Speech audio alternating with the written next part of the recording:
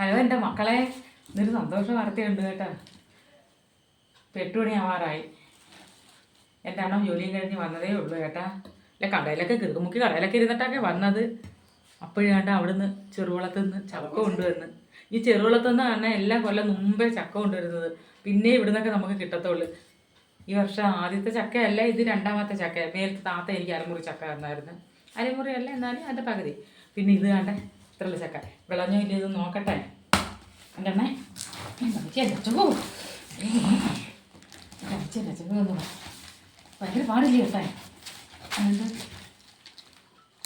Paper നീങ്ങിപ്പോയി മക്കളെ. നല്ല വിളഞ്ഞ ചക്ക പൊന്നോനെ. എല്ലാം നീങ്ങിയത് ഈ ചാക്ക് നോക്കിയിട്ട് കണ്ടില്ല, എനിക്ക് ധൃതിയായിപ്പോയി.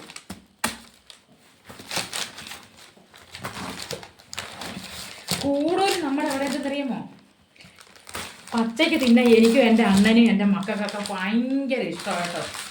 നമ്മൾ പച്ചയ്ക്ക് തോനെ തിന്നും. അതിനി ഞങ്ങൾ ചക്കപ്രാന്തി ഒരു കൊതിയന്മാരാണ് ഞങ്ങൾ. കണ്ടോ എൻ്റെ പൊന്നേ, എനിക്ക് ആ പേപ്പർ മൊത്തത്തിൽ ഇതായി.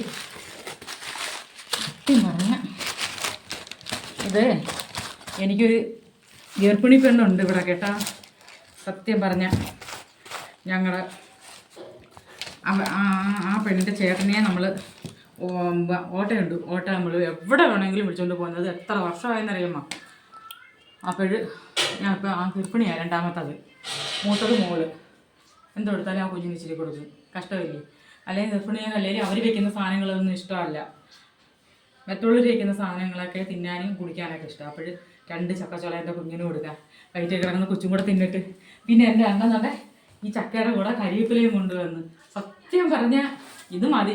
എല്ലാത്തിനും കരിവേപ്പില വാരി ഇടും. ഇല്ല, ചോറൊക്കെ വയ്ക്കുന്ന കണക്കാ കരിവേപ്പില വാരി കറിക്കകത്തൊക്കെ ഇടുന്നത്. മക്കൾക്ക് ചക്ക വേണോ? ബാ തരാം ഞാൻ. നല്ല വിളഞ്ഞ ചക്ക, വറക്കാനും കൊള്ളാം, പച്ചക്ക തിന്നാനും കൊള്ളാം. ഇതിൻ്റെ വരിക്കച്ചക്ക എന്നാ നാട്ടകളെ. ശരി എന്നാ വയ്ക്കട്ടെ. വീഡിയോ എല്ലാവർക്കും ഇഷ്ടപ്പെട്ടെന്ന് ഞാൻ വിശ്വസിക്കുന്നു. നാളത്തെ വീഡിയോ കാണാം ഇനി കേട്ടോ. ശരി, വയ്ക്കട്ടെ മക്കളെ.